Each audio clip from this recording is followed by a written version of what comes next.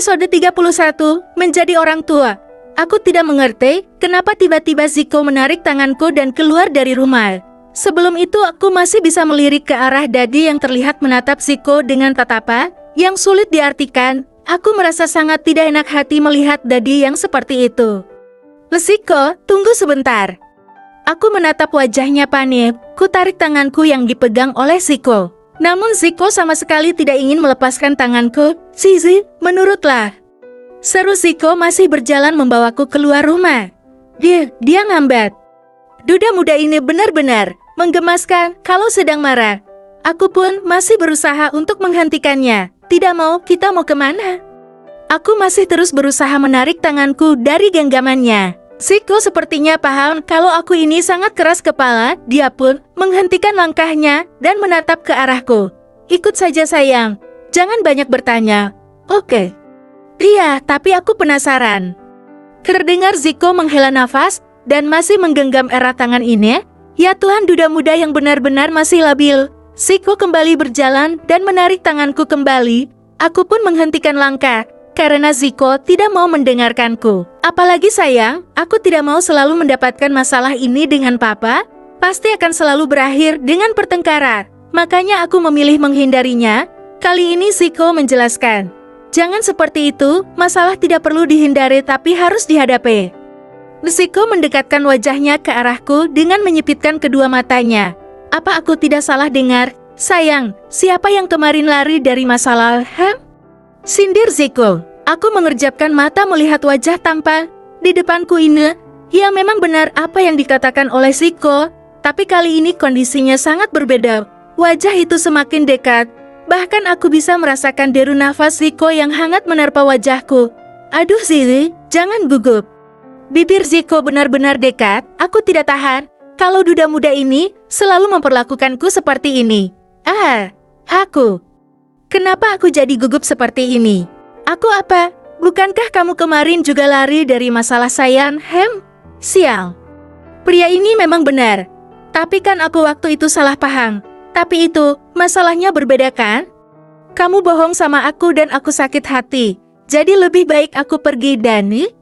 Astaga, cuaman ini. Hei Zico ini masih di luar rumah. Banyak penjaga dan pelayan yang lihat. Ku dorong tubuh itu dan aku memundurkan langkah. Terlihat dari sudut mataku bahwa Zico tertawa kecil. Sungguh menyebalkan. Apakah dia tidak merasa malu? Lihatlah wajahku saat ini. Pasti sudah memerah seperti kepiting rebus, bukan seperti buah ceri atau buah tomat yang merona. Malu. Kenapa kamu menciumku? Ku tutup bibir ini dengan telapak tangan. Zico mendekat dan menarik pinggangku. Sepertinya setelah ini, kamu harus menjadi istri yang lebih penurut. Sayang. Aku tidak suka kamu masih saja keras kepala seperti tadi. Dasar tidak tahu tempat. Aku bersungut dan memukul dada Zico pelan. Aduh sakit Zizi. Ini namanya kekerasan dalam rumah tangga. Di laganya yang pura-pura kesakitan, Zico berpura-pura memegang dadanya dengan ekspresi kesakitan. Rumah tangga apa? Rumah tangga kita. Memangnya rumah tangga siapa lagi? Aku dan Sonia sudah bercerai. Ya Tuhan, pria ini sekarang benar-benar menepati janjinya. Dia tidak akan menyembunyikan hubungan kita lagi, meskipun Daddy dan Mommy tahu semuanya. Tapi apa salahnya kita mendengarkan ucapan Daddy? Kak Papa tidak ingin kita segera menikah, karena menurutnya aku masih mempunyai masalah dengan Sonia, terlebih lagi dengan anak Sonia, yang sudah aku angkat sebagai putraku, tapi keluar dari Orlando menginginkan Keanu. Tentu saja aku tidak akan melepaskannya, tapi mereka selalu mengatakan bahwa mereka berhak pada Keanu, karena aku bukanlah siapa-siapa, dan bayi tidak berdosa itu bukanlah darah dagingku.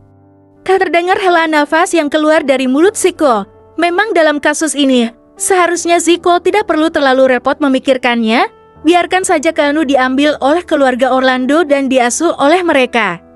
Tetapi aku tahu bahwa Zico tidak mungkin semudah itu menyerahkan Keanu begitu saja. Mereka tidak bisa dipercaya. Keselamatan bayi tidak berdosa itu adalah sebuah tanggung jawab Zico. Kenapa? Karena dalam akte kelahiran Keanu, tertulis nama Zico sebagai ayahnya. Tapi Zico juga terlanjur kasihan Setelah mengetahui bahwa bayi itu tidak diinginkan, aku merasa prihatin dengan keadaan ini. Aku harus melakukan sesuatu untuk membantu Ziko. Kalau begitu kita cari jalan keluarnya. Ucapku mantap. Ziko menatap wajahku berbinar. Jalan keluarnya itu kita harus menikah dan mengasuh Kano bersama. Bagaimana sayangnya? Mengasuh bayi ya? Kayu ikut aku ke suatu tempat. Memangnya kita mau kemana?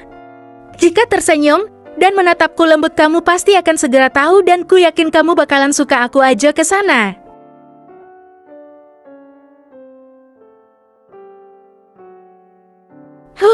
Sepertinya dia mulai main tebak-tebakan denganku. Aku pun pasrah dan mengikuti Ziko masuk ke dalam mobil. Mudah-mudahan kedatanganku kembali ke sini bisa membuat hubungan kita jauh lebih baik. Ku tatap wajah imut dan Chobi itu dengan mata berbinar. Imutnya. Di sini aku sekarang menatap seorang bayi mungil yang sedang tertidur pulas di dalam boksnya.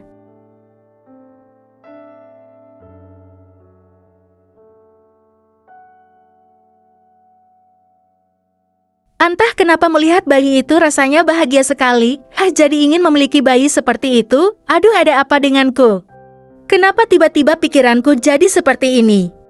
Bukankah kalau aku menikah dengan Ziko, bayi ini juga akan menjadi calon putraku? Luciza, sadarlah dulu.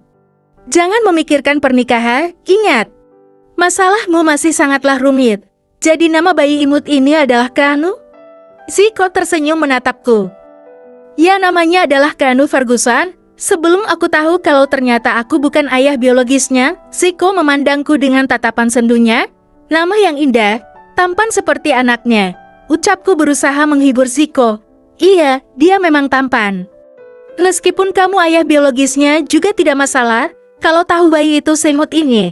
Kenapa bicara seperti itu, Ziko menatap wajahku sambil mengangkat sebelah alisnya. Tangannya sudah meraba dadaku dan hal itu membuatku terkejut. Tangannya, tolong dikondisikan papa. Lihatlah raut wajah terkejutmu itu, benar-benar tampan.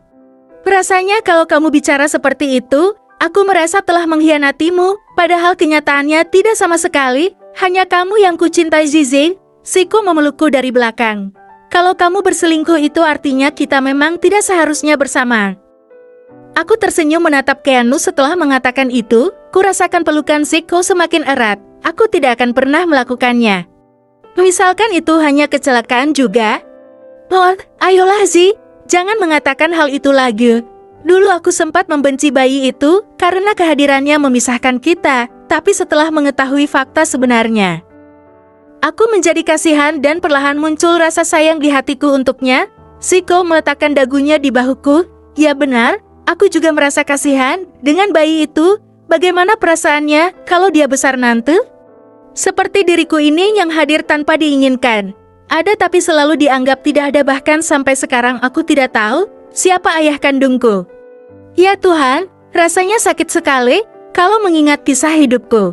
Ziko membalikan badanku. Aku terkejer ketika dia menciumku secara tiba-tiba.